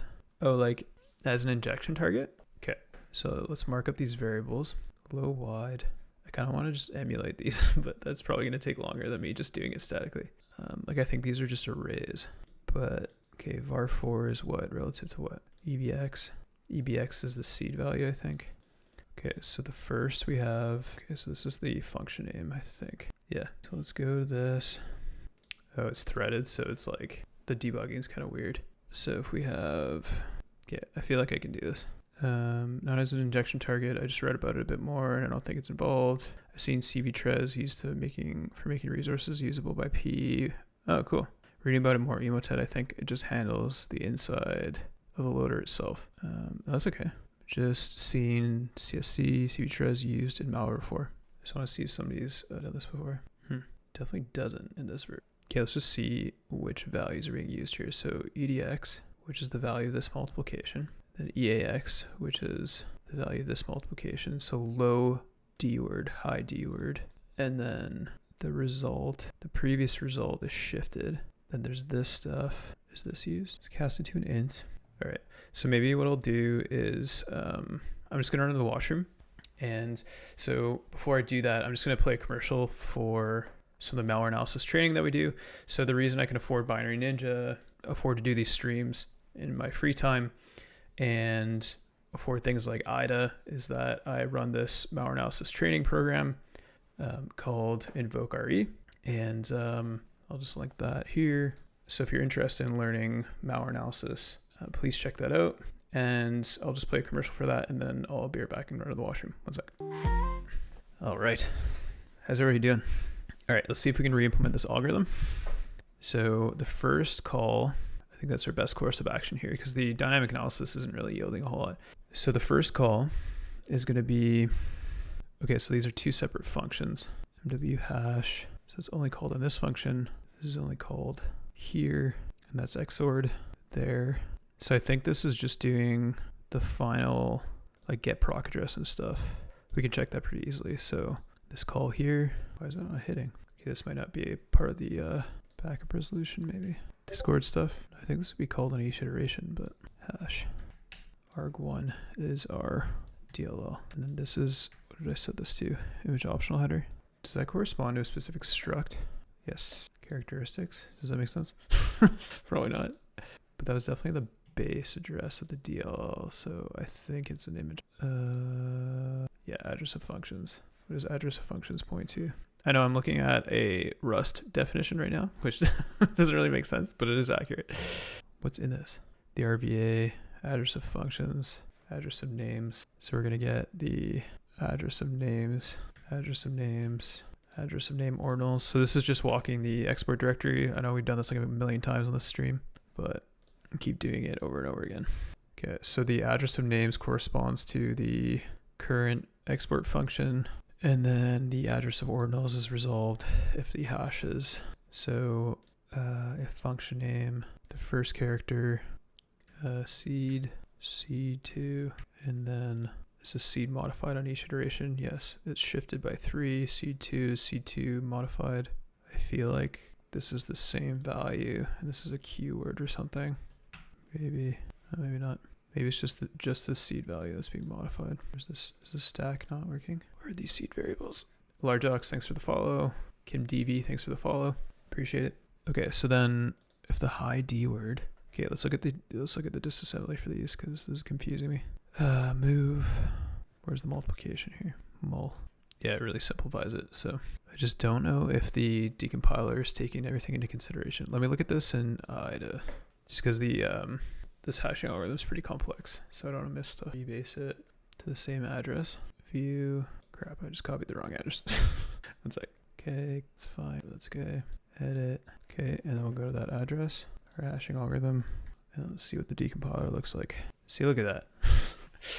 Like, IDA sometimes is just a lot better for some things, unfortunately. Like, why is that so simplified? That's pretty crazy. Well, let's see if it works, I guess. But it's just because, like this, how big is this? This is a regular integer. Okay. Okay, so I think I can do this. Yeah, like this versus this. It's It's usually why I double check things in IDA. Okay, so this pointer is just going to be our function name, I think. Okay, so I can re-implement that pretty easily. Then what do we have here? This might be in Hashdb. Here, I'm just going to clone this. I know I'm being lazy, actually. Yeah, I'm being lazy, but this will be faster. Let's see. Oh, there's the Emotet hashing algorithm. Cool, yeah. So it's this one. And then the, basically that's what I was trying to test before. So I'm glad I checked. And then I just need to set this XOR. So I think that's all. So if I do plugins, Hashdb, set hashing algorithm, then there should be an Emotet. And then we can set the XOR. Oh, I don't think this has it. So the IDA version has a set XOR thing. Maybe I should just do the rest of this in IDA. Unless I modify Cindy's plugin, which might take a lot longer. All right, let's do that. Yeah. We didn't really mark up the other binary image database anyways. So. All right, so let's do this. Did that work? Yeah. All right. So this is what I wanted to do. Hashdb lookup, and then refresh algorithms. And then I just needed the Emotet one. And then set XOR. Wait, no, wait. The XOR is here. Okay, now this should work. Yes. Yes. Okay, process heap. And then now I can resolve all these. Heap alloc. Let's see if I can find this one. This is definitely DLL. Is this different? Yeah. So the DLL algorithm also has a different XOR key. So, okay, so just to kind of give you guys an idea of how this works. These hashing algorithms will often be modified on each build of the malware in order to make these tools like that I'm using not work. So this XOR is basically like messing up my automated hashing resolution stuff. So that's why they implement those. So all I'm doing with Hashdb is setting the XOR key to this, and then that fixes that. I have no idea how this is working, but this is cool. But yeah, so like the DLLs in memory are just being walked by the malware, and then they're being checked, or then they're being hashed using this Emotet hashing algorithm. And then if the given hash, so for example, like wherever this is called, this is resolving a DLL. And wherever this is, this DLL is resolved, then there is a given hash that corresponds to a given DLL name as a string. So all this plugin does is it has like a pre-computed database of like all of these hashes with these common malware hashing algorithms. And then all I'm doing is using the plugin to look up a given hash against that database. But because there's these XORs that are modifying the hashes, then I have to set those in the plugin as well. You old anti-reversing techniques. Yeah, exactly. And basically this whole time I was trying to avoid re-implementing that hashing algorithm because in Binja it looked like super complicated, but it wasn't actually in the end, but that's okay. Okay, so let's look up all the DLLs. So this is crypt32. Maybe I should write some automation for this, but let's do the DLLs first. I have some automation that might work, but it might just take us forever. So kernel 32. Oh, I see. So you found the XOR cipher function they were using, then you had to find the key they used. You find that by looking at the resolved import, then reverse it yourself. Yes. Yeah. Yeah, I was going to say that's got to be a pain in the ass to manually look up the XOR resolution value, then Hashdb lookup. Yeah, so the plugin like has the XOR built in, basically. The XOR step, which is really nice because that's also a common technique. Okay, so I'm just going to finish resolving these DLLs, like I said, but there's like a million calls. So maybe I have automation to do this. And aren't each of these DLLs using a different XOR step? No, they're using the same. Like, so wherever, for example, like wherever this FC2B3A39 is resolved, I know it's kernel 32. Because the hashing algorithm is the same and then the XOR is the same. So this basically, Hashdb basically imports an enum and then I can apply it to each corresponding hash for kernel 32 throughout this binary, but they're not different in different locations, thank God. Otherwise that would take forever. But now that we understand that this control flow flat is going to be a giant pain, but I can probably mark up some of these areas now that we have some understanding. Heap alloc, at least based on the hashes. So, okay, so I'll set the XOR here so I can resolve these. Okay, get current process ID. So this isn't so bad, like even though I'm assuming this is the process ID, right? Okay, get current process ID, get process ID to session ID. I don't even know what that does. Retrieves a remote desktop session, services session associated with a specific process. Huh. Okay, so right now I'm just like, maybe no hash found. I think this is crypt or kernel 32. There we go. Get native system info. This one's RTL get version. When reversing, are using... no, I use the decompiler a lot, which is like the C like view on the side here. Just because it's a lot faster. But when the decompiler makes no sense, or I think there's like stuff it's missing, then I'll read the disassembly on the side, which is quite often because the decompiler is not perfect. If that makes sense. Okay, so this is just getting version information, RTL get version, LP version information, get tick count 64. All right, so this is probably going to take me a while. And then we got to figure out the control flow flattening. So what I was getting at is that it's been like 4 and a bit hours. So I might do a little bit more of this and then call it. And then I'll mark up this Emotet binary because it's probably going to take a while to mark up all these hashes. And then we can probably work on this control flow flattening stuff next stream. But once I get all the hashes resolved, hopefully it doesn't take that much longer. I can definitely automate this in Binja. I've done something similar in, let me see if I can use my automation that I wrote before, because I just think there's some gotchas here. But if the automation doesn't work, then I'll probably call it, and then we can pick it up later on, because I don't think this will take that much longer. Because you can kind of glean what's being done without the exact control flow. Actually, before I do that, though, let's look at some of this encrypted blob stuff, because I bet this is the config, right? Oh, there's a lot of these encrypted strings. Okay, process heap. Okay, we could probably re-implement this. Maybe we'll do that. Heap alloc. Why is this called so many times? But yeah, let me we can take a quick break. So what I was talking about earlier is the on GitHub. So these are my stream notes, and what I worked a lot on was stuff for BRC4, which was actually similar to what was interesting was I did like a whole bunch of research for this unpacker before, and it was being used by CACBot, which is the initial reason why I looked at it, and I wrote a bunch of automation. And what was interesting was I wrote a bunch of automation to unpack CACBot with Binary Ninja, and then I found that there was this other file that was also using the same packer, which ended up being BRC4. So that's part of that C2 framework. So I did a bunch of stream stuff, CVTres. Oh, cool. Okay. Let's see, CVTres, CACBot. Let's see. Oh, was it a perp escalation? Vulnerability. Was it privilege escalation? Do you know? What the quack? Oh, or is it just an injection target? No, it's all good. Don't worry. Anyways, let's see, CVTres. Oh, it's probably this thing, right? Admin temp. I don't know what that's for, but oh, sweet, thanks. Let's check this out. Okay, so it's lolbas. Convert resource files to COF object. Converts a .res file into. Oh, cool. All right, that makes a lot of sense. That the linker can link to a finished PE. Cool. Yeah, I won't check out your buffer on stream just because I don't pull up Discord and stuff, if that's okay. But I'll definitely ping you after.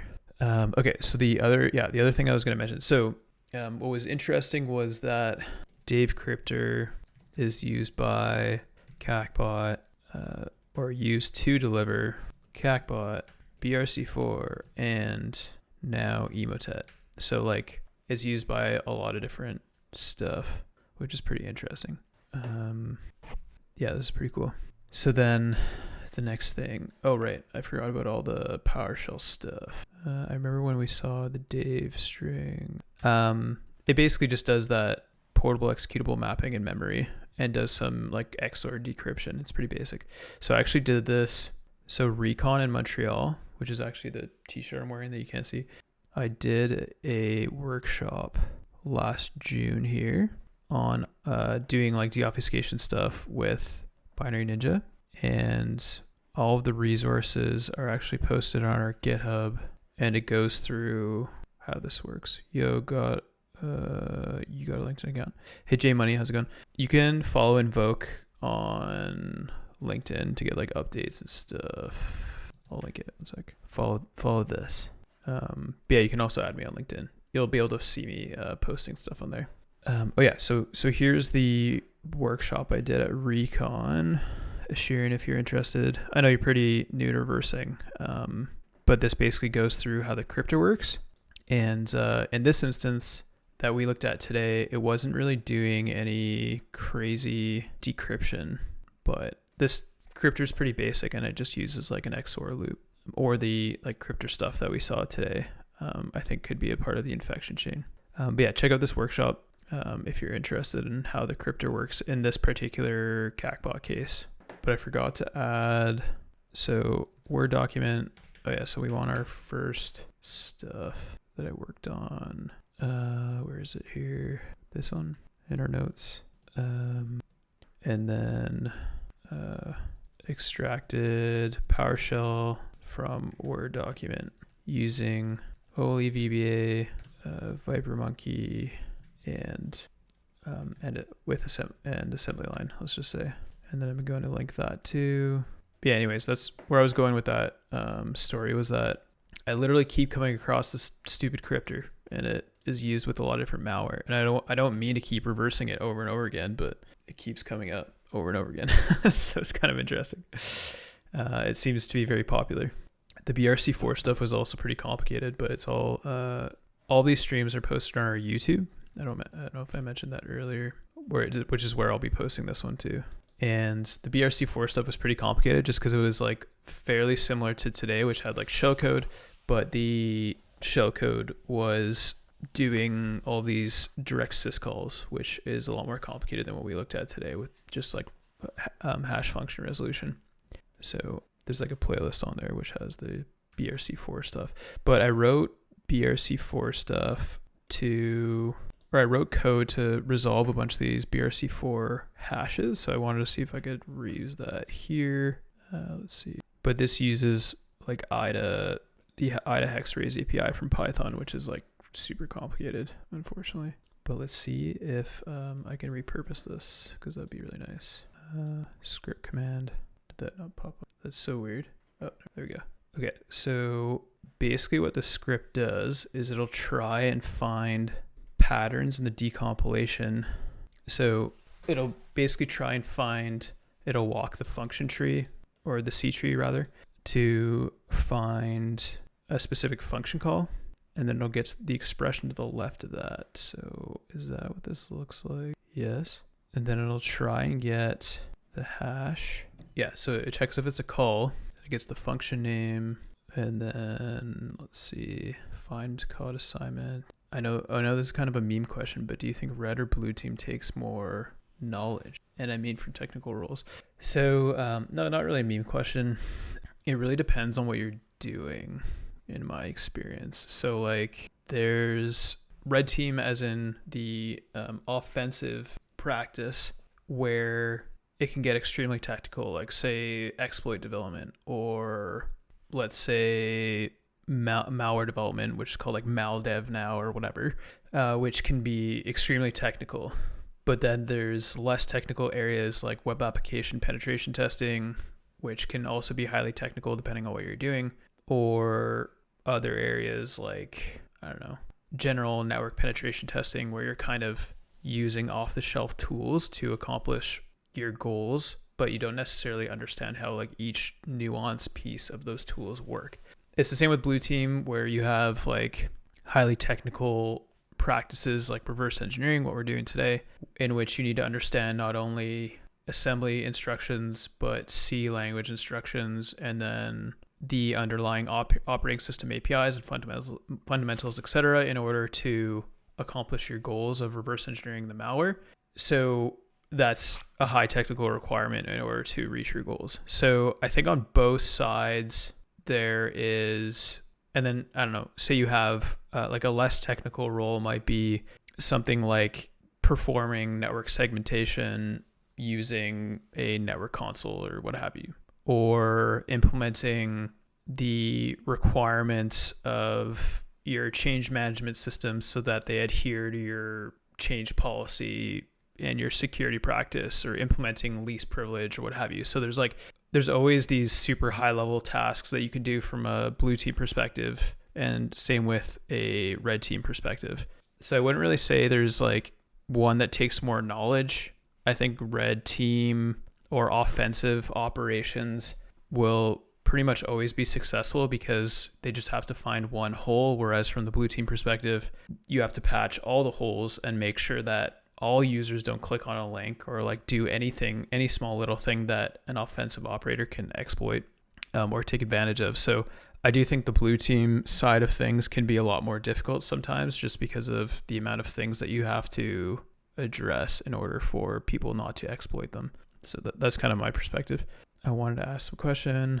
I see large cybersecurity communities shitting on analysts, but I feel like I need to know more. Yeah, like, I don't know.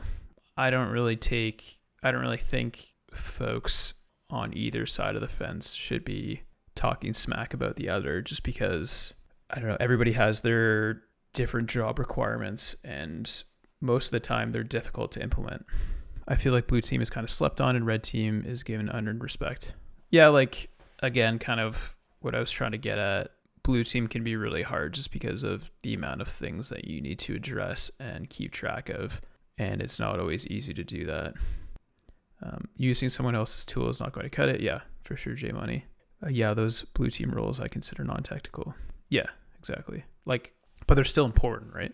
So that's the thing, is just because something's non-technical doesn't mean it's easy either. Like, even managers and people managers and program managers and people who are doing super high level decisions for security architecture and stuff like that are just as important, but they might not be as technical or whatever, or they might have been in technical roles before, but now they're not. And they're making super high level decisions with experience that they have from the past.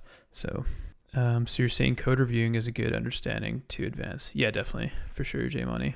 If you understand how code works, that's really important. Yeah, hopefully, Sharian, that answered your questions. I'm pretty like agnostic for each side. I feel like blue team has a really hard job, and then I feel like sometimes offensive folks can have a hard time in very hardened lockdown environments. So it's not always like shooting fish in a barrel.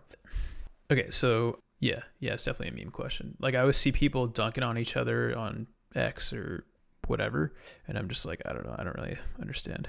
Oh, cool. Thanks, J Money. I'll check it after the stream. Okay, so any other questions before I try and mess around with this script? And then I'm probably going to call it just because I'm pretty tired, to be honest. Okay, the hash index is going to be the second one here. So it'll be 1. And then our resolution function is going to be this one, resolution by name. And then, sweet, sounds good. All right, let's see if this works. So it's looking for an assignment until we get to the expression. All right, let's see. I don't think this is going to work for every single one, but does this work at all? No, it's because there's none of those patterns in this given function, I think. All right, let's see if this works here. C-tree visitor. Is this just the class? Where's the rest of the script? I missed this stuff. Okay, print checking for patterns. Decompile, vc tree, apply. All right, get expression name. Found call. And then the code object, let's see, is equal to function name.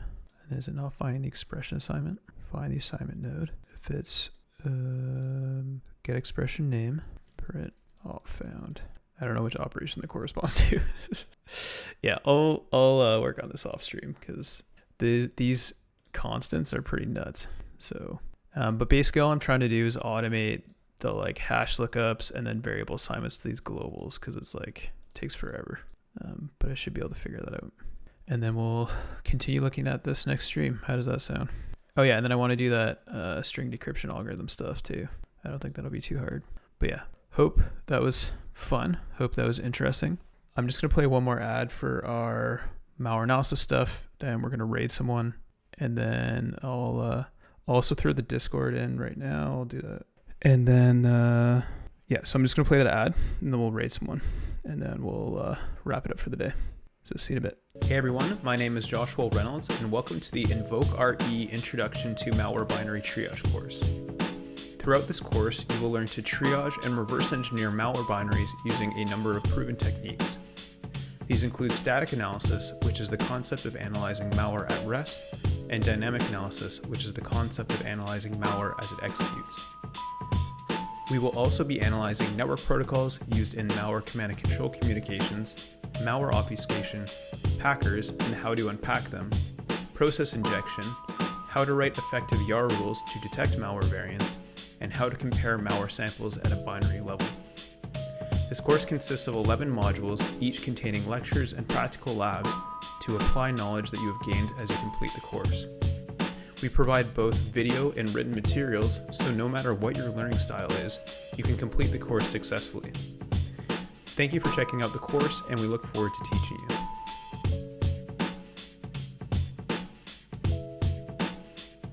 Alright, I'm gonna kill the stream. Take care.